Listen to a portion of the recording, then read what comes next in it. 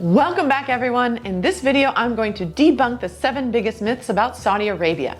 You must have clicked on this video because you're interested in learning the real story about this Arab Gulf nation, which is not so well known and often misunderstood and misrepresented. Well, you've come to the right place. I lived in Saudi for 4 years from 2016 to 2020, and for the last 3 years, I keep going back every couple months for a visit. So my experience spans over the last 7 years and counting. Don't forget to check out my other videos, 10 reasons I loved living in Saudi, 10 questions about Saudi Arabia answered, and 10 more questions about Saudi Arabia answered. Now, before we get into it, don't forget to click that subscribe button down below to keep getting informative videos about expat life, intercultural skills, and business abroad. All right, so let's dive into the #1 myth about Saudi Arabia, that women are oppressed. Women are not oppressed in Saudi Arabia. A lot has changed for women in this country, especially in the last 6 years due to the Vision 2030, which led to granting a lot more rights to women and also uplifting their role in society. Here are just a few of the many changes, as well as a few surprising pieces of news that will prove this point. Women were allowed to drive in 2018. Also in 2018, MBS, or Crown Prince Mohammed bin Salman, declared that wearing an abaya, the long black gown, was no longer required.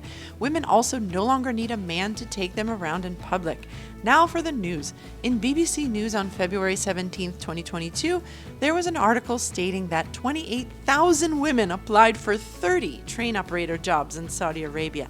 Then in Arab News on April 26, 2022, I read that there are more female-run tech-based startups in Saudi Arabia than in all of Europe.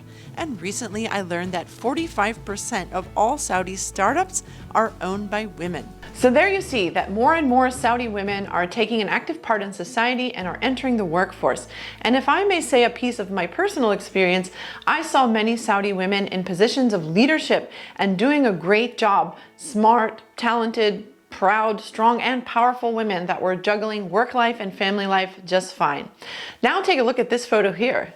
This is me with some trainees in 2019. These women all have master's degrees in cybersecurity. So if you thought that was only a men's world, think again. Moving on to the #2 myth, that it's all desert and camels. Yeah, there is a lot of desert, and there are camels wandering around sometimes too, but there's a lot more in Saudi Arabia. I mean, you can find the mountains, you have green areas, the sea, you have modern metropolitan cities and historical sites, and even snow.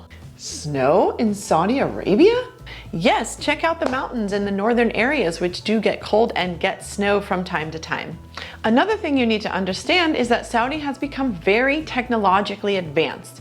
You can find apps for just about anything, and they were really quick to adapt to the needs created by the pandemic. In fact, Saudi was #2 in the world for their handling of COVID-19. The #3 myth, everyone's got oil.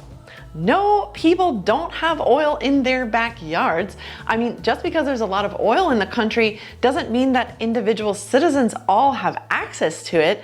I mean, you have to extract oil from the ground, and that has a very complex and painstaking technical process. The oil is extracted and processed mainly by Aramco, the Arabian American Oil Company, originally established with the help of the US, but now fully owned by Saudi and the world's largest oil company. Moving on to the #4 myth. It's difficult for expats to live there.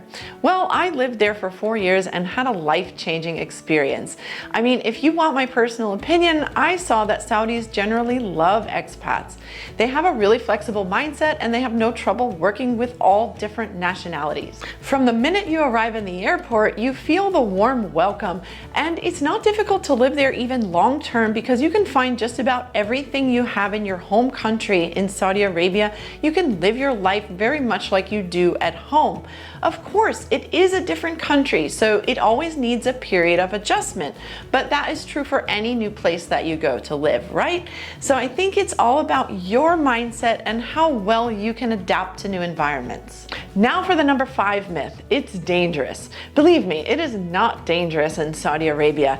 The crime rates are extremely low, and there have been many stories about people leaving their personal belongings on a table in a cafe or restaurant, valuables like wallets and laptops, and nobody touches anything. I myself, as a woman going around by myself, flying from one end of the country to another by myself, never once felt unsafe or scared or disrespected in any shape or form in my entire time there. It's actually quite the opposite. I found that people really looked after me and they wanted to make sure that I felt comfortable and at home in their country.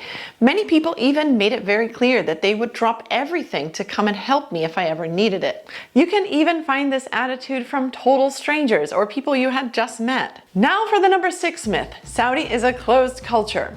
Well, for one thing, since they welcome you and call you sister, I don't think that constitutes being closed.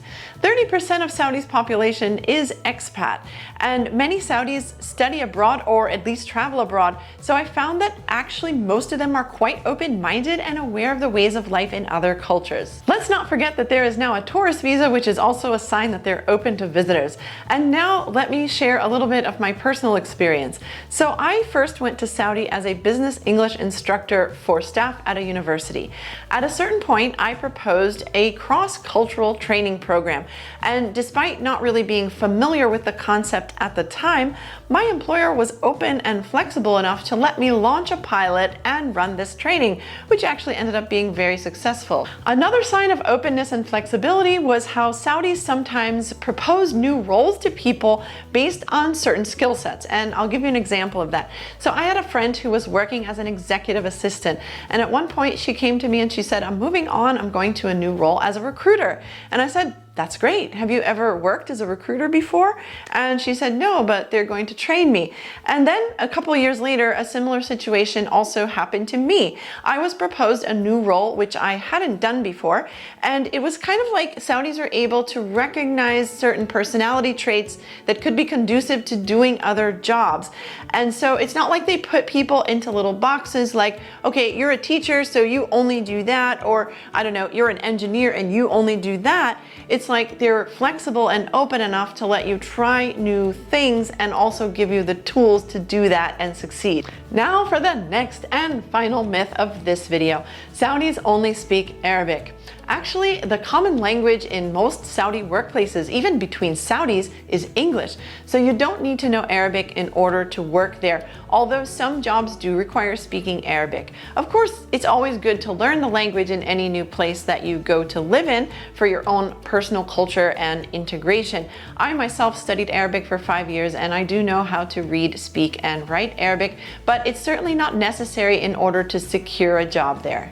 In conclusion, thank you for watching this video and opening your mind to the culture of Saudi Arabia. And the next time you hear strange things like you can't look a man in the eye or talk to a man, or that they take your phone in the airport, or if you get in a taxi, you will get kidnapped, just remember that a lot of this is coming from a place of fear and ignorance. Try to be the smarter one and inform yourself well about any new place that you're going to travel to or live in. Of course, bad things can happen anywhere in the world, so try to be street smart and most importantly, find out the real story, keep an open mind, and you will surely have a positive experience.